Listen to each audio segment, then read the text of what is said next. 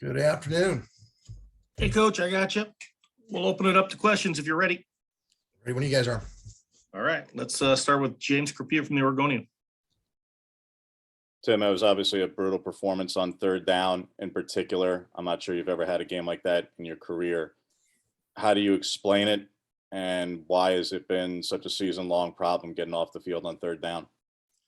Well, on Saturday, the bigger problem we had was first and second down defense. We had way too many third down in shorts and third and mediums. And when you do that, you've got to, really bow up in the run game. And a couple times, we had guys, at the point of attack and didn't finish with running our feet. Other times we let the quarterback out in third and mediums, scramble for a first down.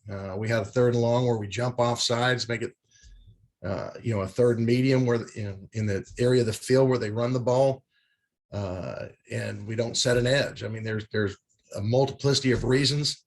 There's no excuses. We've got to get it fixed. And, we make any one of those plays, we get the ball back to our offense and we change the trajectory of the game, and we didn't do it. So it's something that's obviously an emphasis for us and that we have to fix this week.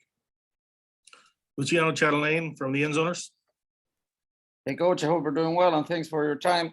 What are your thoughts on BJ Baylor, and what would you say are the main points for you to throw upon in order to prevent them from having a performance like you just in the running game? Well, he's an excellent back. He's compact. He's got good burst, vision, patience. Really good back in their scheme. They're going to run a lot of stretch zone scheme. I think their offensive front does a really nice job of staying with their blocks. They really are effective in what they do, and he's an excellent back in that scheme. He's powerful. He breaks tackles, and he's got the speed to take it off the top. So really not much different than the back they had last year. Unfortunately for defenses, we've got to do a great job of setting firm edges, better than we did last week.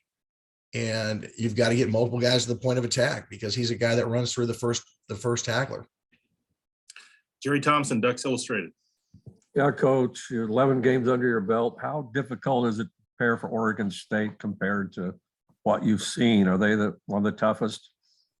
Well, they're very, very balanced, and that's what gives you pause. They're a very strong running team. They're going to lead with that, but they've got some receivers that can get open. They're very quick. Quarterback does a nice job. The biggest threat is the play action game off of the run, because you get guys committing to the run. If you don't have good eye discipline, they've got guys that can get beyond you. And Nolan's done a nice job being very efficient throwing the ball. It starts with stopping the run. If we can get them into third and long situations, I like our chances. But if, we do what we did on Saturday and it's a lot of third down and manageable, we're going to obviously have a tougher time. So we've got to prevent that by playing good first and second down defense. James.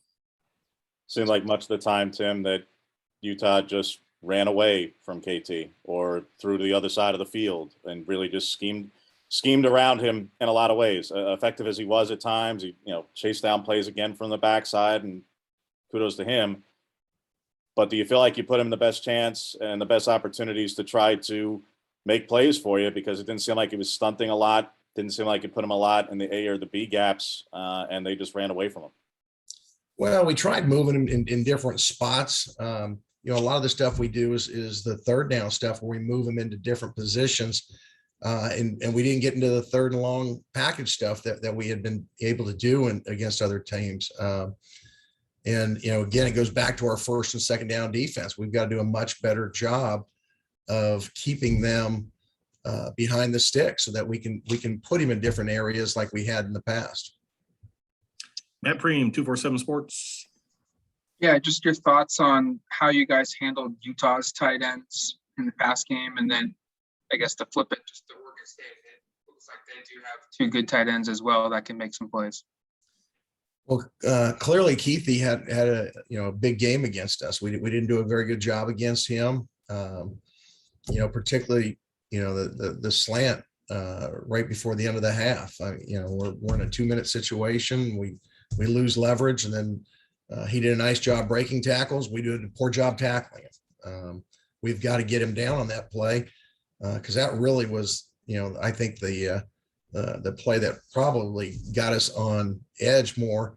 If we're down 14-0 at the half, we get off the field, it's a different ball game. But that led into kind of an avalanche of momentum that we didn't do a good enough job reacting to.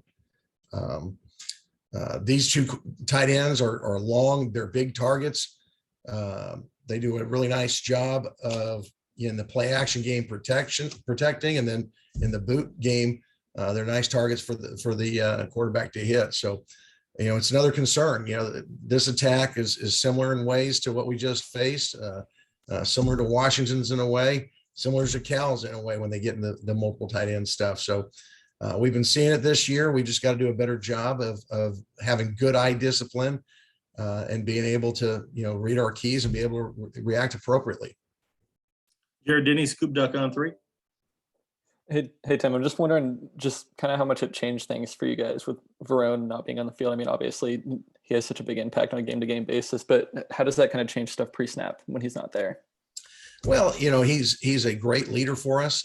He's a steadying factor for everybody back there because he's the guy who's making the call. Now I think Jordan Happel did a nice job of stepping up, but you lose someone of Verone's magnitude. It's a difficult situation, but we believe in next man up. And, the next guy's got to get ready to play. Nobody feels sorry for you. I mean, it's college football. The injuries are part of it. You've got to continue to develop depth and have guys ready to go. So that's on us as coaches to get the next guy ready to play at the same level that Verone's playing. James. I know it's hard to necessarily create a lot of penetration against their offensive line, Tim, but on 46 true runs, no tackles for loss. I know Popo had a couple of stops, certainly for no gain on some of those earlier down plays, but how was it that they were able to prevent you guys from getting much by any way of penetration up front? And that speaks to a little bit of the issue you're talking about of first and second down. Well, we saw, they do a really nice job of, having guys on edges on both sides. We saw a bunch of 2 and 3 tight end sets where they control a lot of, the gap issues that you can, try to, attack if you leave edges open. We've got to continue to, obviously work on things. We try to do some movement stuff that we were not as effective, and I've got to give our guys a better plan. That's the bottom line. Eric. Coach, I was just going to ask you about a couple of players that played snaps and maybe spots we hadn't seen. First off, Jackson Leduc, his progress to come back from a tough injury he suffered in fall, what you've seen there and how much he can help. And then Triquez Bridges' versatility, moving around, playing 3 or 4 spots, and kind of how he can help you guys offset some injuries. Yeah, first Jackson, it was great to see him out there. Last spring when he was playing, I thought he had a really good upside. He's a good physical linebacker who can run. We had that injury, obviously a huge setback for him personally and for us as a defense. So he's been training his butt off to get back with us, and to have him, play some snaps was really good to see. He's got to get back into football shape and just, understanding the package. But I think that was a good first step. Triquez has been invaluable for us, being able to play corner, be able to play safety, play nickel. He's a guy that I think is very dependable. He's a guy that it's really important to. He's going to work at it. And, the fact that he with his size, he can play multiple positions helps us because like I said before, we have to have a next man up mentality. And he gives us a chance to get a really good athlete who's got playing experience on the field, even though it's maybe not the same position that he's normally used to playing. Last question, James. You mentioned some of the tackling issues you had, Tim. I just was curious if you had to the eye, it looked like one of your tougher tackling, if not worst tackling game of the season. Was there a number of missed tackles that you guys were able to chart from this past week, and how you go about trying to make corrections there when that had not been a characteristic for you guys, but talking about the 12th game of the season and we're talking about tackling? Yeah. It was a couple of issues. One, you have to give credit to the Utah backs. I thought they ran very, very hard. But that's not an excuse. I mean, we're going to run against good backs again this weekend. It goes back to fundamentals. It's attacking with proper leverage, keeping your head up, running your feet through contact. And some of those fundamental things we did not do. Other things that we let the ball get out on the perimeter. We didn't set the edge a couple of times where the ball got out. And when you do that, you're not playing good defense. And so we've got to go back to practicing, the fundamentals. And we're going to do that when we come back tomorrow, and just keep harping that, because it should not happen. As you mentioned, we're in week 11, week 12 now of the season. We've got to continue to harp those fundamentals and stress it during practice. All right, thanks, Coach. Appreciate your time. No problem.